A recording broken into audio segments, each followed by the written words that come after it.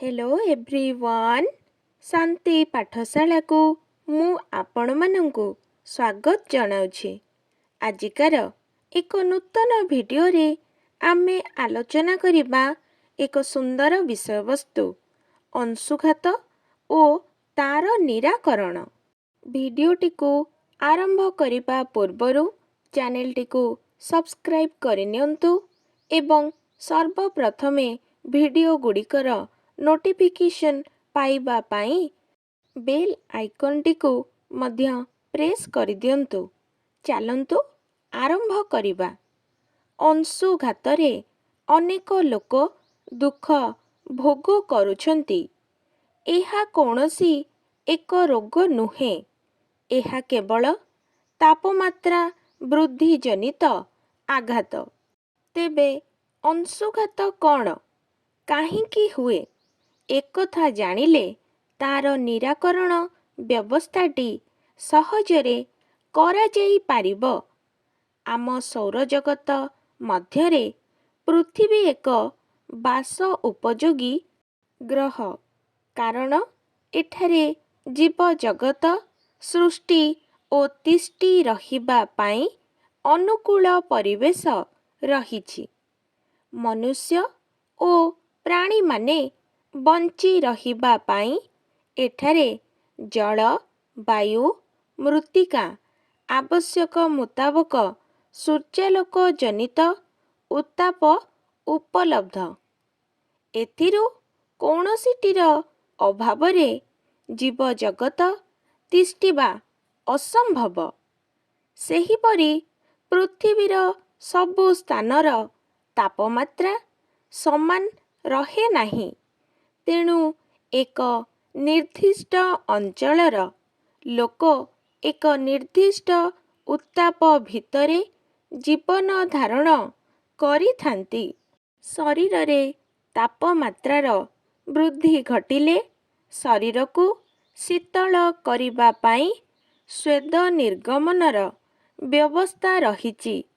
एहा सत्वे जीव निज उत्ताप को सहन योग्य स्तर को कमाई न पारे, तेबे ताकू आघात लागे। एही कारण जोगु से मूर्छा जाए।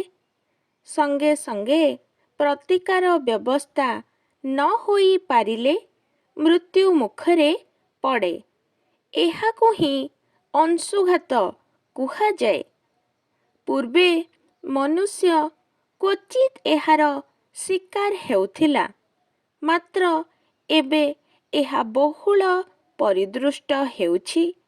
आग कालरे भूमिर आधिक्य, बहुल अरण्य, पथ धाररे बृहत वृक्ष माने सूर्यताप वृद्धि को नियंत्रण करुथिले। लोकमाने मथारे पगड़ी, हातरे छता धरी यातायात करुथिले। अधिक उत्ताप हेले पथ धाररे थिबा वृक्ष छाईरे बसी श्रम अपनोदन करुथिले। शीतल छाया ओ शुद्ध वायुर संस्पर्शरे आसी किछि क्षण भितरे निजको सुस्थ मणुथिले।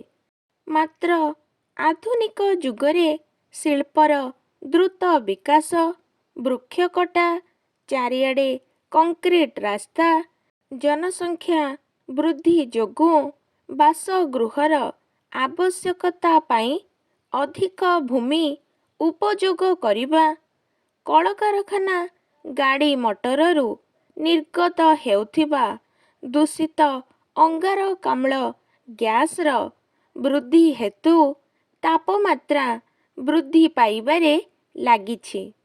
सबुज अरण्य ओ वृक्ष कटा जोगु सूर्यमंडलरू निःसृत अल्ट्राभायोलेट रश्मि सीधा सड़क पृथ्वी को आसी उत्ताप वृद्धि घटाउछि।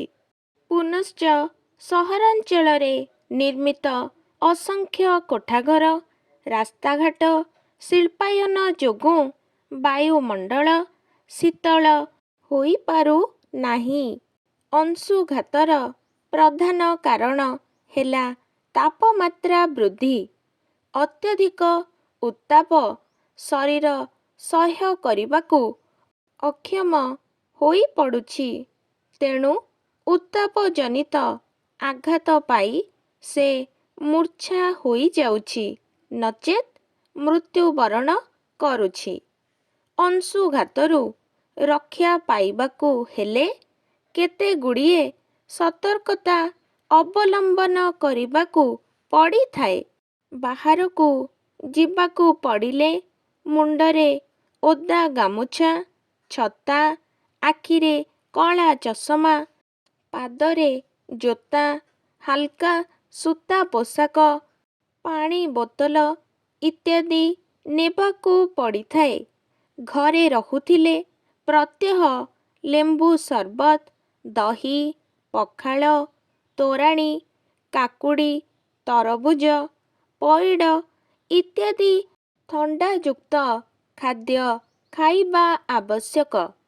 ଏସବୁ ସତର୍କତା ଅବଲମ୍ବନ କରିବା ସତ୍ତ୍ୱେ କେହି ଯଦି ପୁଣି ଅଂଶୁଘାତରେ ପଡ଼େ, ତେବେ ତାକୁ ସଙ୍ଗେ ସଙ୍ଗେ ଛାଇ ସ୍ଥାନକୁ ନେଇ ତା'ର ମୁଣ୍ଡକୁ ଥଣ୍ଡା ପାଣିରେ ଧୋଇଦେବା। ତାକୁ ଥଣ୍ଡା ପାଣି, ଘୋଳ ଦହି, ଲେମ୍ବୁ ସର୍ବତ ଆଦି ଦେଇ ସୁସ୍ଥ କରାଇବାକୁ ଚେଷ୍ଟା କରିବା। ଯଦି ସେ ସୁସ୍ଥ ନ ହୁଏ ବା ସ୍ୱାଭାବିକ ଅବସ୍ଥାକୁ ନ ଆସେ, ତେବେ ତାକୁ ତୁରନ୍ତ ଡାକ୍ତରଖାନା ନେବାକୁ ବ୍ୟବସ୍ଥା କରିବା।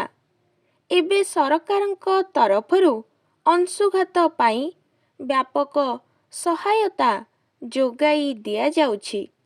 ପଥମାନଙ୍କରେ ଠାଏ ଠାଏ ଜଳଛତ୍ର, ବିଭିନ୍ନ ସଂଗଠନ ମାଧ୍ୟମରେ ଜଳ ସର୍ବତର ବ୍ୟବସ୍ଥା ଏବଂ ଡାକ୍ତରଖାନାରେ ତୁରନ୍ତ ଚିକିତ୍ସାର ବ୍ୟବସ୍ଥା ମଧ୍ୟ କରାଯାଉଛି।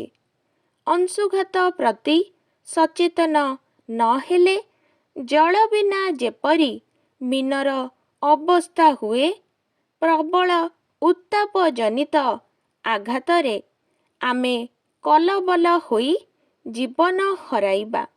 ଆଜିକାର ଭିଡ଼ିଓଟି ଆପଣଙ୍କୁ କିପରି ଲାଗିଛି କମେଣ୍ଟ ମାଧ୍ୟମରେ ନିଶ୍ଚୟ ଜଣାଇବେ ଏବଂ ଲାଇକ୍, ସେୟାର, ସବସ୍କ୍ରାଇବ୍ କରିବାକୁ ଜମାରୁ ଭୁଲିବେନି। ଧନ୍ୟବାଦ।